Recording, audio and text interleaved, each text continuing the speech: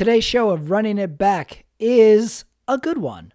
How do I know that? Well, because I just recorded it and it was a good one. Trust me, you're going to like it.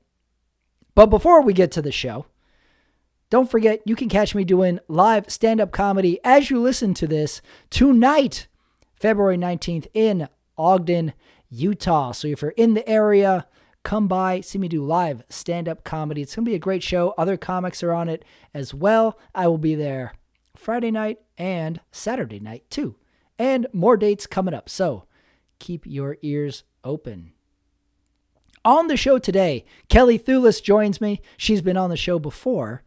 We crossed paths a while back on a Zoom comedy show. We were both on the same show. We live in different cities, but we're still on the same screen. We got to talking and had to have her back on the show. We talked about first jobs. We talked about Zoom, comedy on Zoom specifically. Get to hear your insights on that. Surprises that she's come across on Zoom. And then, of course, we wrap up the episode with the new and improved Rotten Tomatoes head-to-head game, which I've made extra tough now. Too many people are running the table on Rotten Tomatoes, so I beefed it up. So give a listen. Brand new theme for the head-to-head game as well. And don't forget me doing stand-up comedy this weekend. If you haven't seen or heard my other shows on the channel, check them out. We just wrapped up the football season last week.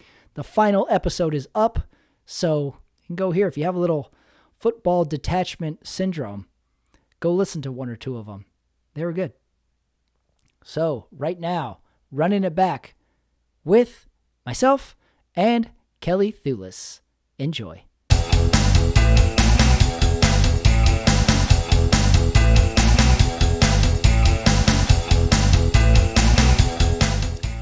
All right, we are back on the Zoom screen. Joining me again, making her glorious return to the show, Kelly Thewlis. Hello. Comedian, pretend sibling that we've been mistaken for many times. Mm-hmm. And former co-host of our comedy show back in the day. Mm-hmm. That's right. Yeah, you are back. And we recently did a Zoom show together, even though we don't live in the same cities anymore. I know this has been the best thing about Zoom, or about this like Zoom culture that we've going on here, is the fact that it does allow us to reconnect with people and do shows that are in completely different states. Yeah, we would not have seen each other otherwise. You know, our paths went across, and now they could through Zoom comedy show. It's been a lot of fun doing that. It's actually fun because some of the people on the show, on that show, I don't know if it was that show. George K. Burns, he wasn't on that episode. I don't remember him being on that. Okay, no. All right, then it was a different show I did, but he was on there. I haven't seen him since the open mic. He's a very funny comedian. If anyone's watching, don't know about him, George K. Burns, and he like chatted me on the side and was just like, "You're alive." It's like, I haven't seen you since the open mic. I had no idea what happened to you. He's like, "You're alive and you're still doing comedy." And I was like, "Yes, I am. I just moved to Ohio." Yeah, that's true. You can be in different cities now. At some point, I think you do come across or cross paths with someone where you do end up saying like, "You're alive." I had no idea. Pre-Zoom also, you'd be like, "I remember that name. That person's around." Or like sometimes you make friends. It's kind of like first day of school syndrome, where you make friends the first day or the first semester. You're like, "Oh, that's probably going to be my friend for a long time." Yeah. And then you end up not seeing them ever again for like the 4 years. And be like, "Oh, that's so weird." Yeah, you had that one class together, and then you switched majors, and then that was it. You never saw each other again. Yep. We sat at the same table in the lunchroom for the first week, but that was about it. That was it. Never happened. That's how it goes sometimes. Sometimes you just end up not crossing paths ever again. And then through Zoom, we did cross paths. Zoom, it's making it happen. It's making it happen. How many of those Zoom comedy shows have you done? Oh, I don't know anymore. I feel like a lot. It feels like a lot, but it's all I'm doing. I'm not going out anywhere. Right. Same here. Yeah. So it's really our only choice. Yeah. And it is interesting to see how it's gotten better from when we started attempting Zoom shows and putting Yeah. all the people in the screens to now where people's audio sounds different, people's background looks different, people's lighting sounds different. And then the lighting sounds different. Lighting sounds different. The microphones look better. The roommates are way better mic'd up as well. How is it like, what have you noticed has changed as far as your comedy? Just actually saying the comedy through Zoom is far different than being on a stage. Have you adjusted to it in any way? How is it different, you think? Well, it's hard because, I mean, not that I was raking in the audience before, but what are you talking about, Kelly? We hosted shows together. I remember literally double digits in those crowds. Yep, Sell yourself short. Completely standing room only. That was because there were no chairs, but that's different. But yeah, so I mean, now it's harder to get people to go to these shows. It is way harder. So the audience is like usually much smaller, and then there's also the delay. There's also the, you know, people can mute themselves and hide their faces. You know, so you're like, cool, I am just seeing black screen, black screen, black screen. Everybody laugh, please. I hope you're still there. Like, internet connection problems, you know, freezing. Right. Oh my gosh. I've been booted off shows before and I had to quickly like, oh God, get me back on there. Like, yeah, that's true. I've had that happen once or twice too. I forgot about that. It's so weird. Stand-up comedy is the least amount of production needed.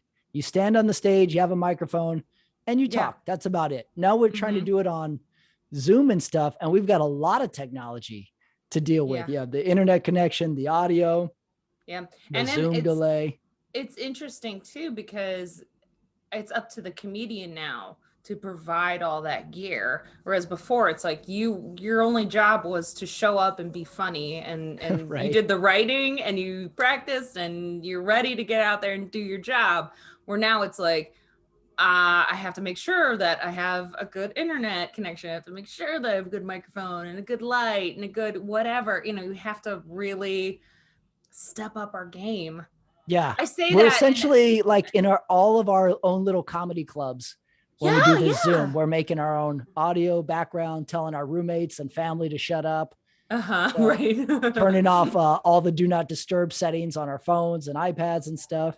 It's so weird. We took on so much more trying to do these, and they've definitely improved. Right. And it's a greater expense. And I mean, I don't know if your audience realizes it, but stand-up comedy, it isn't all fame and glory. It's not all big money. Sometimes it's not even media money. It's not even any money. Like many a show I've been paid in French fries. Yeah. Stand-up comedy is definitely the working class of talent, hierarchy of show business, whatever. It's just show up, do it, leave, show up again. That's it. Yeah. You show up with your notebook, say the words. Also, here's what I always like about stand-up. It's totally independent, right? So you write what you want to say. You write your thought, you practice, you do stand up, and then you walk off stage, and the first thing you do is say, how'd I do? We have no idea how we did. I don't remember. Did I black out up there? I don't know how I did. I wrote everything. I said everything I wanted to say. I have no idea how I did. Did I say that joke? I don't even know. I don't know. I agree with the totally independent thing. That's what drew me into stand-up, because I was improv before I did stand-up, which, you know, we've got those competing comedy worlds. But yeah, so I did improv and I did Second City, and I really enjoyed it, but it was like, we're trying to get an improv troupe together, you know, together and to do stuff and to go to shows, and it was so hard to do. And I was like, I don't want to do this anymore. I don't want to be with any of you. I'm gonna go on my own, stand up where the bitter people are. People who are into improv, it seems like you hear from them more when they say, like, they think stand-up is hard and stand-ups think improv is hard. And improvers will say, you know, I couldn't just be up there alone with just my thoughts. And I hear that, I'm like, that's the only way I would want to do it. That's it. I want to be in a group of people, and we're all supposed to pull the same direction without So Yeah. it's so weird that they're two opposing viewpoints. Mm-hmm. What was your favorite improv game? I Because loved I all the love their musical. games, and I also Yeah. love when they yell to the audience to give them stuff to Oh do, God. which I hear that. I went to an all boys Catholic school. You yell out to a crowd to ask for Oh yeah. stuff. You do not do that. You get vulgarities, you get yelling. So anytime someone asks for the audience, I secretly I hide and cringe because I know what's coming. That is exactly what it is. Yeah. You're like, we need a location. Your mother's butt. You're like, damn it. It's not going to work. Okay, everyone, this next scene takes place on. Yeah, that's exactly. Yeah, and then I like the games they have to play. Just it seems so much work. I would be embarrassed inside of 5 minutes. Yeah, I mean, you have to throw that all aside and just be like, we're just doing it. I'm a wacky octopus here in the space station on your mother's butt. What?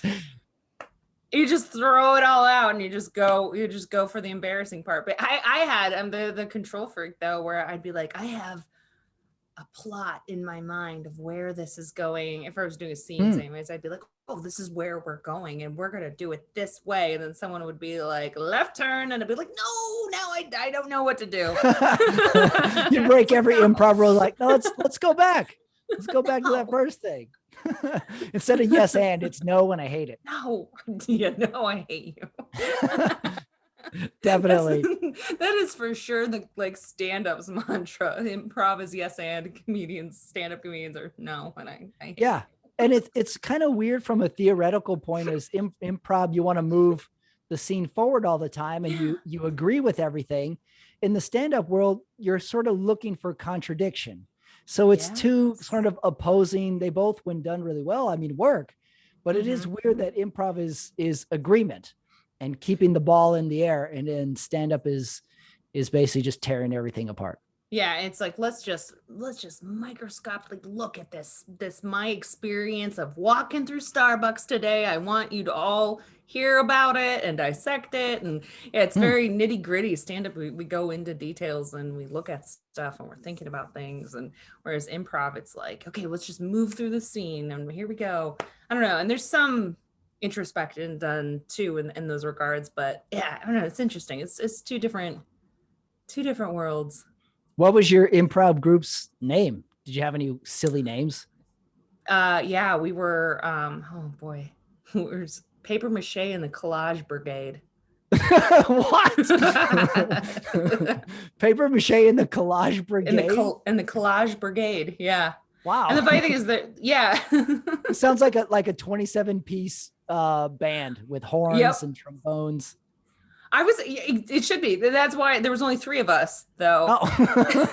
The name is longer than the whole group is big. Yep. And when we thought that was hysterical. That was like, we were into that. I was in a couple different troops because I did the Second City classes. So I joined a couple different ones, but that was the only one that we stuck with it for some time. And we actually went out and did stuff. And all 3 of us were just such weird people with weird senses of humor that we needed some grounding and we didn't have it. Oh, wow. Well, I get it. You have theater background and theater interest. It makes sense that improv would be a natural step for you, I would think. Yes. Working with a team, make it scene. Yeah, it makes sense that you would start there and build from there. Well, and at the same time that I was doing that, I was also working in the film industry too. So a lot of my early careers was all within TV production and film production. So it was also a lot of teamwork. Yeah. Getting back to the Zoom shows too, there's got to be improv Zoom shows going on, right? Oh, can you imagine how that would go? That sounds pretty ripe for chaos. Shameless plug to just some friends that I know who they have it's Improv City down in Irvine. And they've been doing shows every weekend on Zoom and Facebook Live. They do it because they stream it live. And at Facebook Live they post it. But they're fantastic. So if anyone is interested in some Zoom improv comedy, I would start there. I have nothing to do with it. Butt to them. Yeah, please suggest that. Suggest that from Patrick and Kelly. Well, let's just jump the gun. Name an improv group, Your Mother's Butt. Oh, someone had to have done that. Yeah, beat the crowd to the punch, right? Right. And every scene starts at Your Mother's Butt. That's right. Give the crowd nowhere to go. That's my Catholic school upbringing talking. Give the crowd nowhere to go. Yes, except the insult. You are here. That's all. Yeah, that's it. You know, the other weird thing about Zoom comedy shows is we got the Zoom, we can see everybody, but you still can't hang out. Like, you know, if you try and talk to each other, everybody hears your conversation. You kind of drown out everyone. So there is no sort of like going to the side and catching up with someone. Yeah. That's the one thing we still haven't quite. Well, there's the chat feature if you are using Zoom that you can chat, but then that's kind of weird too, because as the comedian performing and you see half your audience being like, oh yeah. which by the way, we've all figured out by now. We all know when you're chatting in the Zoom and then like you don't get the message and you're like, they're talking about me. Talking about me right now. I know they are. Yeah, the chats is a double-edged sword. Yeah, that's the closest thing to it, but it gets confusing though, because you have like 5 different chats going on too. You know, you've got like the main thread that's telling everybody like, okay, all you comedians, here's the lineup, here's how much time, and then you've got like individuals kind of chatting and they're all coming in at once. There's been a couple times where I've had to like double check. I'm like, okay, am I messaging Patrick or am I messaging the group? Send. Okay. Oh, Send. That was a group. Yeah. That was a group. They all saw that. Here's a sign of 2021 when you're doing the Zoom show and the person running the show says, okay, in the chat, write down the intro you would like for me to say and put the pronoun you would like to be referred to in the chat. Oh yeah. And it's a sign of the times, of course, but I just want to write in the chat, Patrick Mears from such and such, pronoun, take a fucking guess. You know, I bet you're going to be right, man. If I needed anything different, I would tell you. It's so sign of the times. Speaking of chatting, sorry, just like my dog is barking. So I was just. Were you talking about me? Please. to you and your dog? This guy. He's done that mother's butt thing every time we've talked. Every time I've been on. Getting really uncomfortable for my mom who watches these. Have you had anybody watch your Zoom shows? Like an audience member, a family member, anyone like that? I had the only person that I've actually had that I've known come to a Zoom show was an ex-boyfriend. Oh, really? Yeah. How did this happen? One of my like first, I don't know, a couple months ago it happened, but it was just like, oh, hey. Was the screen up? You could see that was the thing. So no screen. They it was just their faces. The name. And so I was like, you saw the name. Yeah. So I just saw the name and I was like, I waited till I was done with my set. Cause I was like, all right, I'm going to be totally distracted. Not that I wasn't, because I was just saying there, I'm like, is that my ex-boyfriend? But yeah, and then as soon as it like I went off my set, I was like, hi, audience member. Random question. Did we go to prom? That's weird. And did you get to talk to him and see why we chatted back and forth? What happened? Why was he in the show? He just saw that I posted it and was like, oh, I'll just see what she's up to. And I was like, oh, okay, thanks. Really? Yeah. Luckily, I had no jokes about him. Wow. Can you imagine? What if like he turned on the screen and it's him there with like the roses, the box of chocolates? You're like, oh, I gotta go. Bye-bye. It would be really uncomfortable, especially because I'm married now. So I would be like, no. I have definitely had it happen before where I've done sets and primarily my set is about being married. And I've had like one comedian guy come up to me afterwards and be like, oh, your set was so funny. I loved it. It was really funny stuff. so would you want to go out sometime? And I was like, you didn't listen at all. Liar. No. I heard you really like because improv. You lied. And also because I'm married, but you lied. That's right. What am I more offended about? The fact that you're asking me out and I'm married, or you didn't listen to my jokes? Just didn't because you didn't listen to my jokes. And where would we be going if this on this theoretical date? Just so I know where I could be eating dinner. That's what you should do.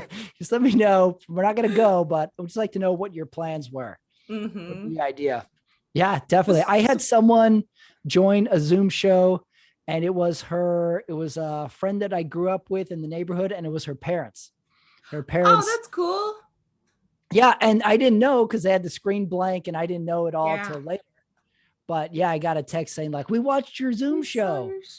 Like, you did? I didn't even notice. So you don't get to see audience faces is the other hurdle with Zoom. So you don't get audience reaction. Right. You just see a name and then you wonder, you're like, is that the person I know with that name? Yeah. Here's how I do it. Tell me what you think of this approach. Okay. I removed stand-up from it. Now I think of it as just radio, as if you're just speaking to one person instead of an audience. When it's your turn to do your set, I take it off of gallery mode and I just put it on my face. So it's just, I'm talking to me, so I don't look at each individual screen. My mind won't wander. So it could be, honestly, it could be a show, or it could just be you like practicing before the show, looking in the mirror going, you got this. You're a funny man. You got this. Yeah. You are the handsomest boy in the 7th grade. Well, top 3, maybe top 5. Everybody shows up that day. I like that perspective. I like it. That's a good way to do it. That's how I do it. Radio. Yeah. That's good. Yeah. And then lastly, I will, because of the Zoom delay, I will essentially step on the punchline. Whereas, you know how you say the punchline and you're expecting a pause for laughter, but you have that second or two, and then you get in your own head and it's like, did that joke suck, or was that audience delay? Oh, was that joke bad, or was that Zoom delay? So I would I just step on the punchline with a and or but or a now, and you just sort of roll with it. Because also too, with the Zoom show, when the audience laughs or reacts, their microphone sort of overpowers your microphone and you hear everybody's laughter because everybody's on equal sort of volume level. So you're dealing with that sort of hurdle as well. Have you come across any tricks or strategies for your Zoom shows? How do you like to approach it? It's going to sound weird, but honestly, I just approach it as being as awkward as possible. Like, I've just sort of owned it as like, all right, this is going to be like the character essence of me here, where it's like, this is uncomfortable for everyone. I know it. They know it. This is a weird thing that we're doing. And so I just like come out of the gate just talking about that.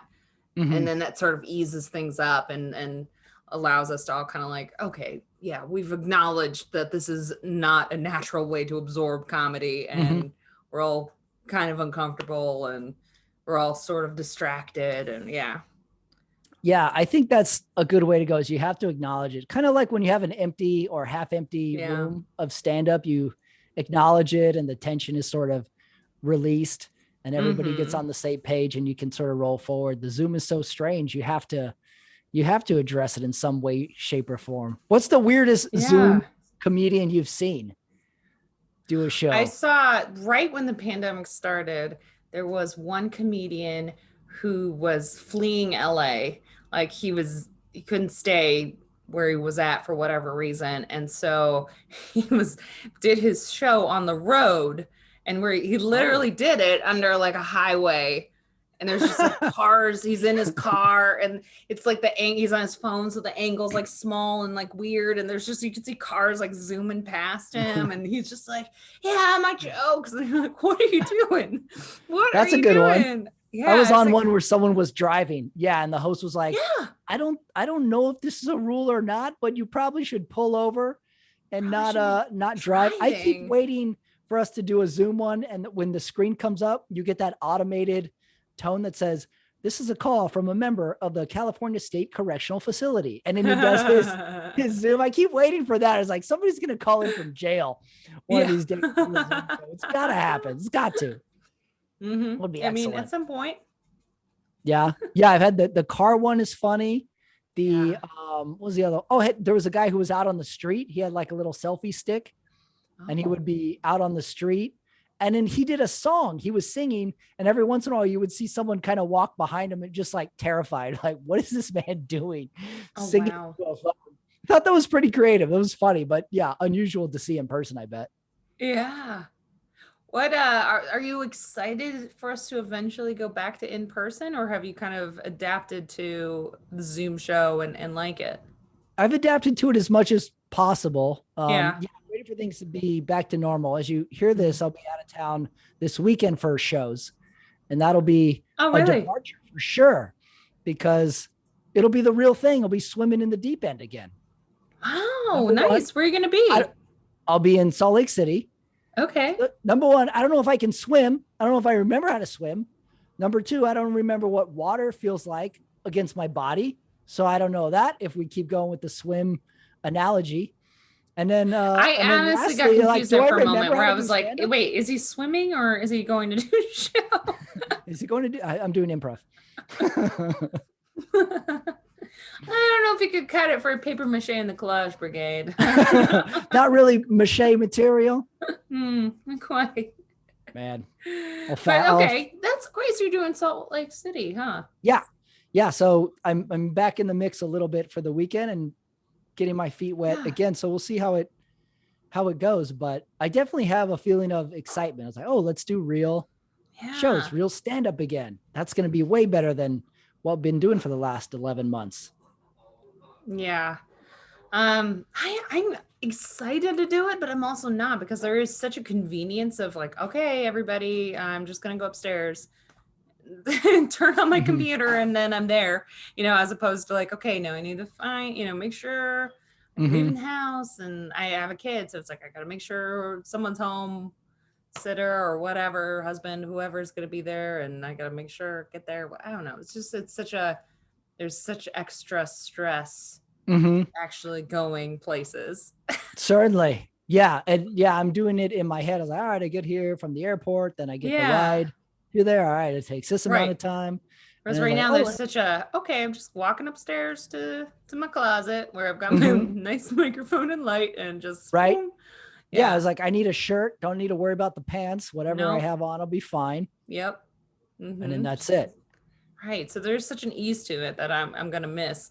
There's also, I don't know, I'm going to get your opinion on this, but Cleveland area that I live in, there's a lot of, it's a small comedy scene, and it's a lot of drama. I was kind of surprised. Oh, really? You have some scene drama? Yeah. There's bookers here that won't hire you if you work for the other guys. And so I see. Competing bookers. And it's like one of those things I'm like, I just want to do comedy. I don't really, whoever books me. I don't really. Wow, interesting. There's it's so fun that every scene kind of has this sort of drama. Every scene kind of has its jets and sharks. And they all have their red, blue. When I used to live in Salt Lake City, it was the same way. There was the club and there was the alternative scene. And by the way, the club was one location. Alternative was 2.5 bars. That was it. And people were set in their sides. They were like, oh no, I don't do the bars. I don't do the bars. And then be like, I don't like the clubs. I don't like the clubs. Yeah. I was like, you can go to both. Just start going to both mics and you'll sort of make friends with everybody. But people get set in their teams for some reason. They do. And it's like weird too. There's a lot of like drama back and forth of people not like it. And that's exactly, you totally just nailed the scene that we have here. It's like there's the club, and then there's a couple indie stuff. I shouldn't say that I'm in Cleveland. I'm in Akron, that's specifically talking about, because in Cleveland there's a couple clubs, but like Akron area, one club, couple indie locations. They're the ones that's fighting. Cleveland's close enough. I could just be like, all right, Akron, you guys handle it. I'm just going to go up there. Hey, small potatoes. I'm up in the big city. I'm just going to go to Cleveland. But, it's like, I don't know. I think there's such a huge benefit to doing clubs and bar shows. Like, I think they're two separate beasts. There's two separate, you become a better comedian by doing both. Like, so I don't know this definitely. I mean, and it's such a different atmosphere than LA, because I started doing comedy in LA and then moved to Cleveland, or moved to Akron, what everyone dreams of doing. But like at LA, it's like I did comedy shows in a grocery store. I did comedy shows. Oh yeah, I did that show. Backyards. Yeah, that was a good show too. Like I would do it wherever anyone booked me. I was like, you want me on your front porch telling jokes? I will be there. You want me in this like random alley? Okay. Like it doesn't matter. Book me, and then I was also doing, Flappers, obviously, and the Comedy Store and like bigger clubs too. So it's just such a weird, you could just do it all and you become a better comedian for doing it. And here I am in this like small market and there's opportunities. There's drama. There's drama. And I'm like, come on, guys. Like, and so I just honestly, like, since the Zooms kind of started, there's also been a problem here too, where a lot of people still are doing live shows out here. It hasn't really stopped. I see. Primarily live shows out in Ohio. So I've kind of been like, I'm just, hey, look, Flappers is going to book me. Like, oh, okay. I'll just do a bunch of Zoom shows for clubs in like LA and New York. And, I think I did one in Chicago, and it's like, I'll just do these Zoom shows wherever. Yeah. So you're enjoying the Zoom. It's totally flipped as a performer. Success in LA is now defined by your ability to leave LA. It used to be the other way around. It used to be like, I can't wait to go to LA and find success. Now it's like, all right, I've got enough success. I can leave. It's totally flipped. We're in the backwards world as far as Los Angeles goes. It's got to make a hard turn of the corner to get back on its feet. It'll take a while, but I'm still confident it's going to happen. But I'm reserved to think it is going to take a while now. At this point. Yeah.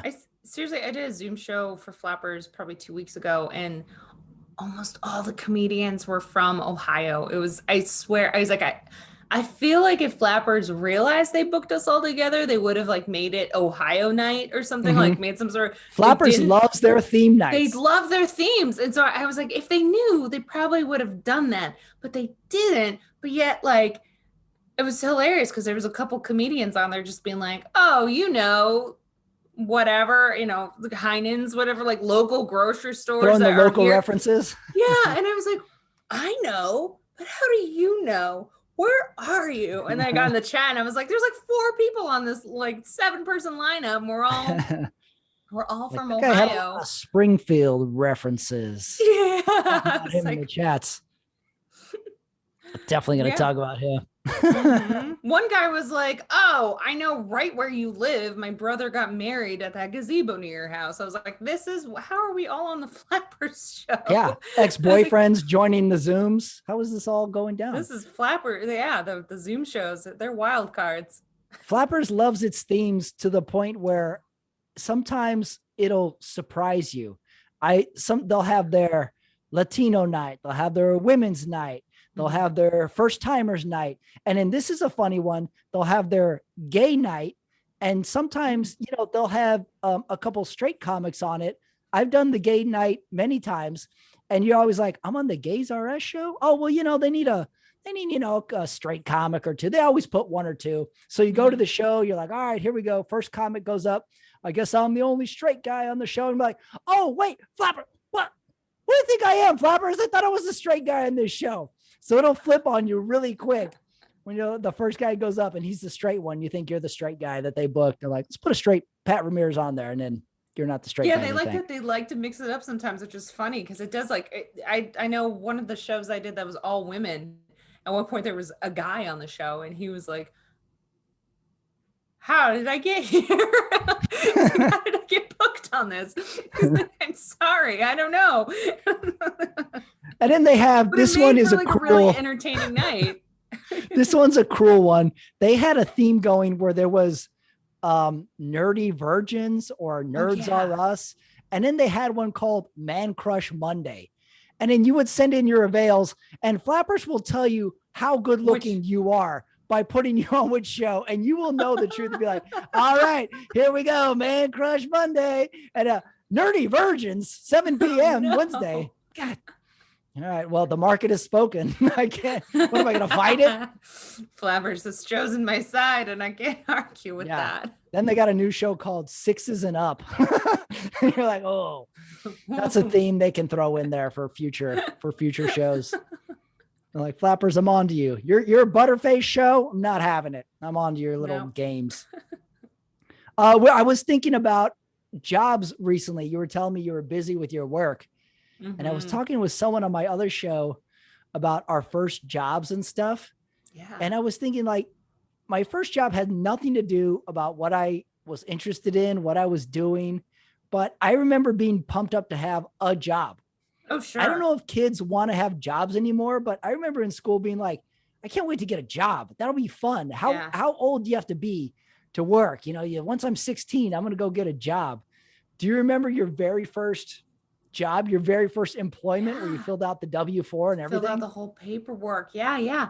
I worked for a creation science museum that it was just like some guy who had a lot of money and just passionate about that. And he just decided to like turn this brick building with a large backyard area into like a creation science museum and a park, right?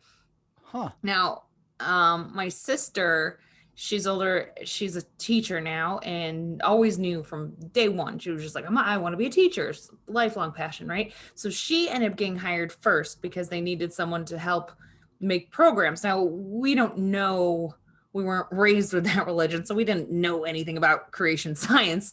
But my sister was like all gung-ho to like make these programs and help build this museum, the education or whatever. And I was just like, I just need a job. So Kaylin got hired to like totally, build this museum and their education. I got hired as just like a kind of catch-all, whatever person.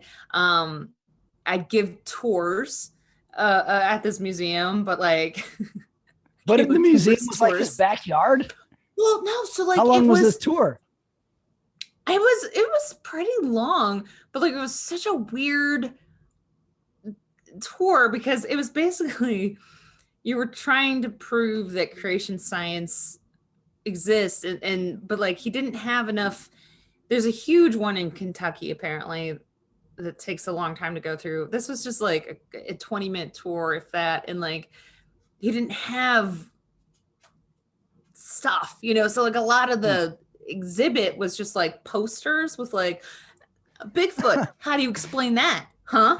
Like, it was just like weird kind of stuff. The Loch Ness monster, a fable, or possibly a dinosaur that existed with humans. There's a photo on the Easter Bunny, fact or fiction. You figure it out. It was crazy. And then, like, it was just wild. And so I was giving these people tours. Are they real? Yeah. Great. I was giving these tours and people would be like asking me questions. And I was like, I don't know. I'm like a 14-year-old kid. I have no idea what I'm saying. I don't know. So then they pulled me off tours. And and then I got put in the park because there was like an outdoor park. And now the park was all like, it was a lot of like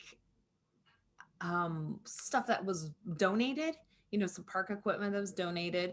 They had like a really cool water balloon launcher, and they had like a really huge slide. They had a zip line that was fun. Like, this was it was pretty fun. But like, they also had some stuff like a swing set that was donated and like kind of rusty and stuff, right? And so anyways, I was on the park duty. I just had to like supervise kids and make sure that they didn't get hurt. And I was the worst at it. I had so many kids get hurt. I had kids. Oh, they had one of those bowling balls. This was the worst. Okay. They had one of those bowling balls where you're supposed to like touch the nose and push it back and it like comes up to you, but it never touches your face. Right. Oh yeah. One of those like science toys. Yes. Yeah. And see, that's why we're comedians. I was like, I don't know what centrifugal force, maybe. I don't know what it's supposed to explain. Remember when Gravity you would get one of those science toys as a birthday present? Yeah, when and you were you're like, oh, this is a crap gift. And see, my sister was the teacher and always in heart. So she was like, oh, cool. And I was like, what is this? But so anyways, I don't know what I was trying to explain, but it was that thing. So the bowling ball comes at your face, right? As long as you stand perfectly still. I had these school kids who like we pushed the ball up to this kid's face. And then last second, this other kid was like, you cut me in line, and pushed him into the bowling ball. So it smacked his face. It was gnarly. That ended that field trip. In case the crew of Jackass is looking for more stunts for their next movie. I worked on a Jackass. Did you suggest a bowling ball stunt? That would be great. I didn't. I should have said that to them. But yeah, so it was brutal. Oh God, kids like got their arms dislocated and stuff. I had a kid fall off the zip line because we didn't harness him in properly. I was just a curse amongst this place. Like eventually I just decided that I didn't want to work there anymore because it was like clear that I was not good at it. And so I didn't want to quit though, because my sister, I was like afraid if I quit, it would somehow look badly on my sister. So instead I was like genius kid brain. I was like, I'm just going to get fired because that's not going to make her look bad. So I just literally like sat around and didn't do anything and refused to do anything. And everything that I would like try to do to get me fired, they would be like, oh, great. Okay, great initiative there. Like, really thought that through. Good job. And so like it just like kept backfiring. This is the plot of a movie where you're trying to get fired, except you're getting promoted and promoted. Yeah. That Kelly, see how she's sleeping in the middle of the day. That way she has energy for the end of the day. Genius. That Kelly's management materials. Let's put her in charge of the dinosaur bones. It's pretty much, I ended up like, I tried to cut down a swing set, like, because that was one of those swing sets, like I said, it was kind of rusted because it was donated. And I was like, well, I'm just going to cut this down. What are they going to do? Then they're going to fire me. So I like went at it with, I forget what, but like I cut down all the swings. And then they were like, oh, okay, well, you know what? Great job. Those needed to be removed anyways. It's time we got newer swings. It. Yeah, and I was like, I'll never get fired. I think I cut to you in the parking lot with a blowtorch. Like, they're gonna fire me one way or another. Fire me. Did you eventually get fired? I think I stopped showing up. That was the thing. I just stopped. And then I just kept telling my sister, like, please tell them to stop putting me. I'm not coming in. Right. The schedule was a big deal. I remember I had jobs. Sometimes you would have a job where nobody gets fired ever. And they just sort of slowly take you off the schedule, but they don't fire you. So I worked with people who were like, one guy was down to like 1 day a week and he never put it together that they were trying to edge him out. And he go to the schedule and he wasn't on the schedule anymore. And he goes to the schedule, goes down the list, doesn't see his name. And he goes, woo, got the weekend off. I'm like, you're fired, dude. You are out. But you just don't get it. Some people are that dense, and all you got to do is take them off the schedule. Oh my God. My very first job I ever had, real job, was I was 16. I worked at a baseball stadium, a minor league baseball stadium. And I was like the usher. So I check your ticket. That's a pretty good job. That's a legitimate job. Yeah. Yeah. And for a 16-year-old kid, number one, lots of kids from other high schools work there. So I got to make friends outside of my own group of people. Right. And then which I can imagine would be ideal, is going to right. I got to meet I never really met girls. So I got to meet girls who would become normal friends, not like try and ask them out girls. So like you would hang out and be like, why is this girl talking to me and acting friendly? It was pretty like foreign to me for like a month. Like they just act like regular people. What's going on here at this job? So I got to make friends with girls. And then I had my little car. So I was in charge of, I had to get there on time. I left when it was over. And then halfway through the job, we had a mascot. We had like basically a San Diego chicken ripoff was our mascot. And he would walk around, but he was older, of course. And he was the adult who would buy us beer after the games, and we would go drink them in a drainage ditch. Oh, priceless. Right. And this was in the days of 40s where it was a big deal to buy a 40 ouncer. And of course, I talk a big game, but I'm a tremendous puss. And I'm like, I'll take a 40. And I can't finish a 40, 16. No, right. 16. And I'm like, kind of like sipping off of it. And I would pour a little bit in the bushes. And then at one time I poured couldn't let them know. Yeah. Because I talked big game, how I was this big 40 drinker. And then one time I poured too much and like, check out Pat putting it down. I'm like, oh yeah. This is what I like. This is my brand. This is what I do. Give me another one. I'll have an 80. You know me in 40s. I love 40s. That was my first ever job. Do you remember how much you got paid? I don't remember. Not Did you much. get paid? I did get paid. I just don't remember how much I made. Yeah. Do you remember? Yeah, I got paid $18 a night. That's how they broke it down. Oh, wow. Yeah. Yeah. And it was good money for a 16-year-old. You would get your check. Yeah. And I remember there was this one girl who worked there, and she said like, is this your only job? She was older than me. Yeah. And she was a sassy black woman. And she was like, this your only job? And I was like, yeah. You know, I'm working like, 3 days a week, 3 games a week. Pretty good. And I was like, is this your only job? She's like, nope. I work at Baskin Robbins during the day. And I was like, this woman must be rich. She has not one, but 2 jobs. 2 jobs. She must be making so much money. Yeah. I remember she was like, no, I work at Baskin Robbins. Like, wow. Whoa. You're probably rich. That was my eye-opening experience to the job world. My very first job. I drank beer in a drainage ditch. It is funny how, because I mean, I think I made something like $5 or $6 an hour, whatever. I mean, it wasn't bad, but wasn't much. It was whatever minimum wage was, if not less. But every like, time I someone says you got paid, and it was like, yes, you got paid. Rich. You got a check. Yeah. Every time someone says they complain about the minimum wage, how it's going up, it's like, all right, the minimum wage is going up. Like, this is how I know the minimum wage is bullshit. Because when I was a kid, I remember they raised the minimum wage to $11. And I was like, problem solved. This is my ship is coming. $11. No concept of inflation whatsoever. So every time they raise it, I'm like, guess what? Everything else is going to go up. And then we're going to need more increase in minimum wage. Remember when I got $11 and I was like, hello, Patty Moneybags. Well, I thought, since we're talking jobs and we've been playing the Rotten Tomatoes movie game to end all my shows, but I've made the game extra tough now because too many people were acing it. So these are going to be a tough matchup. This is a job themed edition of the Rotten Tomatoes head-to-head game. So I'm going to give you 2 movies and you're going to try and guess which one has the higher score on Rotten Tomatoes. Our first category is odd jobs. And I have a description for you. And I want you to see how quickly you can guess the name of this movie while I read you the description. Oh, no. Here we go. The first description. A small town girl with a great voice leaves a troubled life. She lands a job as a cocktail waitress at a once majestic... Coyote Ugly. No. Coyote Ugly? No. Oh, I'm going to keep going. Yeah. With the help of a savvy stage manager and a gender-bending host, she makes the leap from bar to stage. Oh, Burlesque? You got it.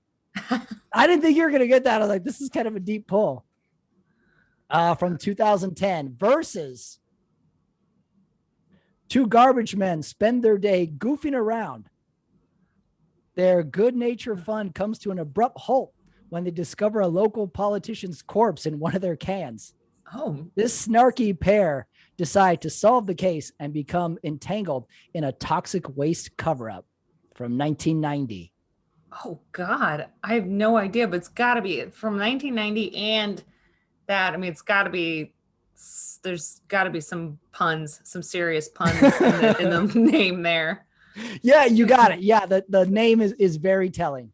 I'm surprised you got Burlesque, to be honest.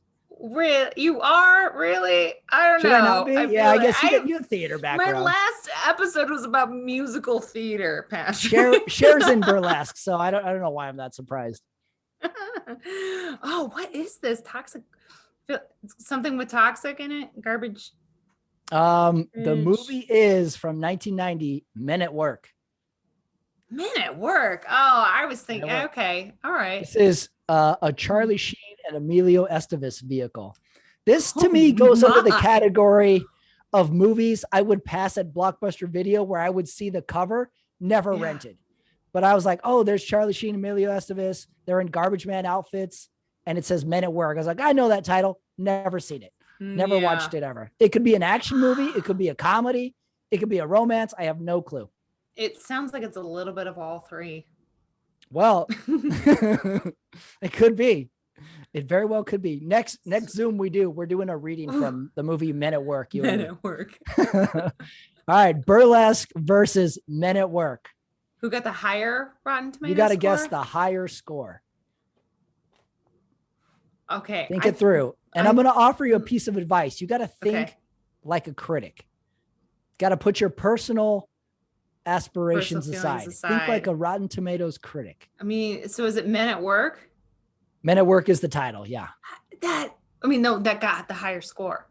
No, you got to guess. I haven't told you yet. Okay. The higher score and try and Jedi mind trick me with your little improv games. All right. Well, I'm going with Men at Work. I feel like that's got the higher. Men at Work, final answer? Well, no. Now I'm just I won't reveal it until you tell me, Kelly. I run a tight ship here. All right. Yes. That's Pat what I'm going with. Studios. Okay. Yeah. Burlesque is 36%. Okay. Men at Work is 30%, Kelly. Oh, You're 0 for 1. I told you these were tough. Oh, I told you these were tough. I only guessed that because I thought, like, naturally, I feel like burlesque would be more. But by the way, I was like, oh, no, maybe it's not. You got to go with your gut. That's what this first round has taught you. You got to go with your gut. Go with the gut. Okay. Your first instinct is always right. Category number 2, romance is this category. Ooh, okay. Here's the description of movie number 1. A corporate drone hates his soul-sucking job. While undergoing hypnotherapy, he is left in a blissful state while his therapist dies mid-session. He then unintentionally charms management, putting him on the fast track. From 1999. Oh, no. What was that movie? I remember this movie.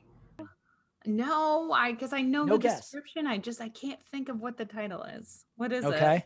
It is Office Space from 1999. Oh my God. I thought you would get that one and not Burlesque. I can't believe. That's because I never remember the intro of it, of like how the movie starts. There's just so many good little gems in that film. I love that film. Oh, that's killing me that I always forget Jennifer Aniston is in Office Space. Yeah. Indeterminate age Jennifer Aniston. Mm-hmm. She could be 32. She could be 55. We don't know. Yep. Her and J-Lo have been telling us they're 38 years old for the last 12 years. Right. And you know what? And we believe it. Yeah. Easily. We believe it. They look like it. All right. Movie number 2. Let's see if we can get this one. I don't know. I've lost all confidence. When plans with her boyfriend fall through, a high school senior ends up babysitting. A quiet night turns into ridiculous exploits as they venture into the city where they encounter car thieves and a teenage babysitter. Musicians. Or Adventures in Babysitting. You got it. Adventures in Babysitting from 1987.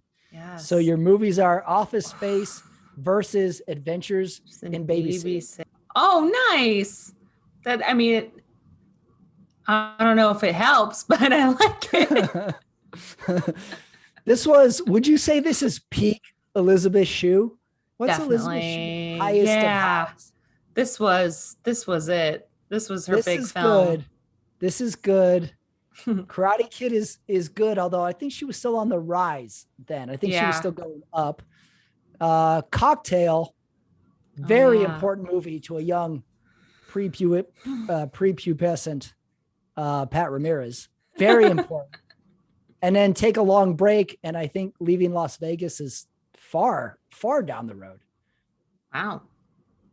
So which one's got the better Rotten Tomatoes what do you score? think? Better Rotten Tomatoes score. Probably Adventures of Babysitting.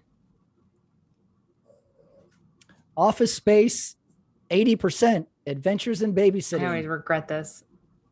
72%. You're over. I regret this. I knew it. I was like, I regret, because my instinct said Office Space again, but then I was like, no, it can't be, because like critics, the cult classics, critics don't love. Adventures of Babysitting, critics probably loved. Oh man. Final one. Clear your mind. Clear your mind on this one. You got to get one. I don't know. My internet's going to give up again. You got to get one. Even the internet's quitting on this game. Our final category. Okay. International Intrigue. Oh. Movie number 1. Description. After militants take 66 American hostages, the U.S. government plans to Sorry.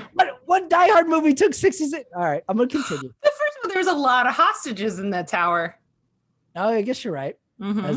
After militants take 66 hostages, the U.S. government plans to rescue them by posing as a Hollywood producer, scouting locations. Oh, Argo.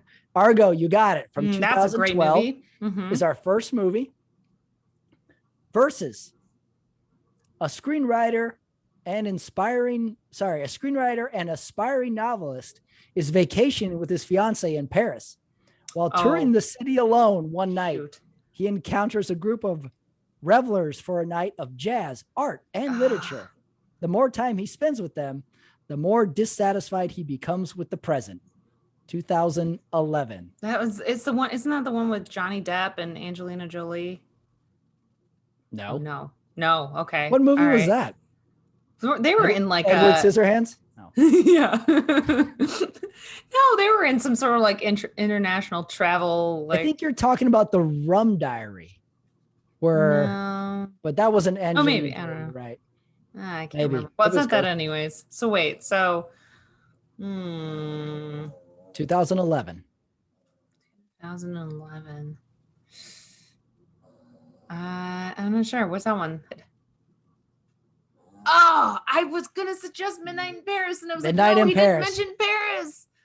That's true. I said Paris in the name. We have Argo versus Midnight in Paris. Look at the beard on Ben Affleck here. Ben Affleck. That was a great movie. Right. Yeah, he's got good 70s beard going there. Yeah. Mm-hmm. And we have Owen Wilson roaming the streets. Was pretty good too. Of Paris. It was quirky. Yeah. Yeah.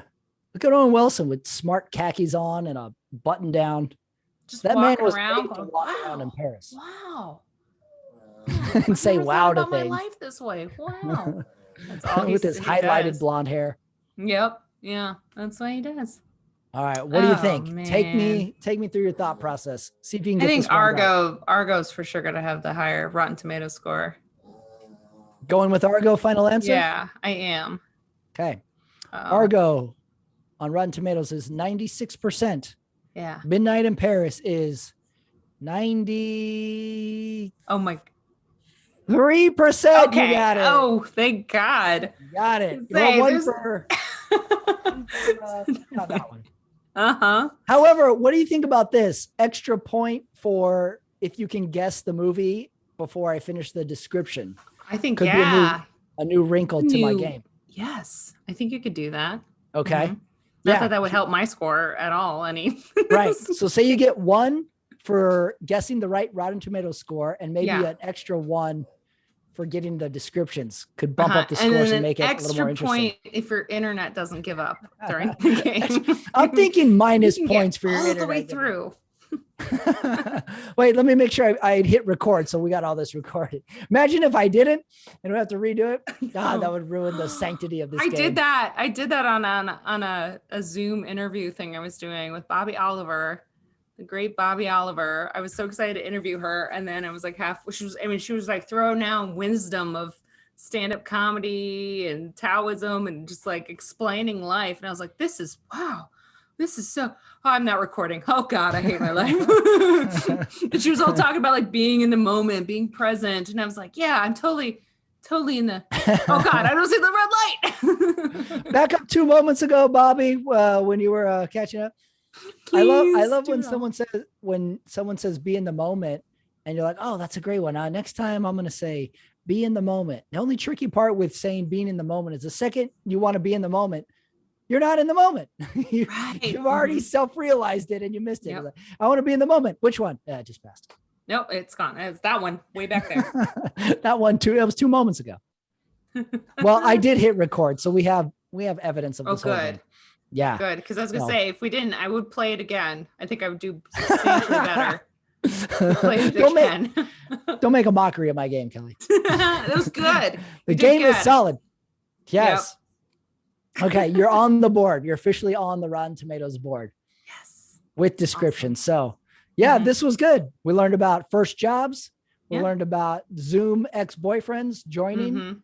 And we did a spirited round of the Rotten Tomatoes head-to-head game. Yes. Well, thank you, Patrick. This has been fun. The internet only died once. Only once. That's it. So thank you, Kelly, for joining me. We'll do it again soon.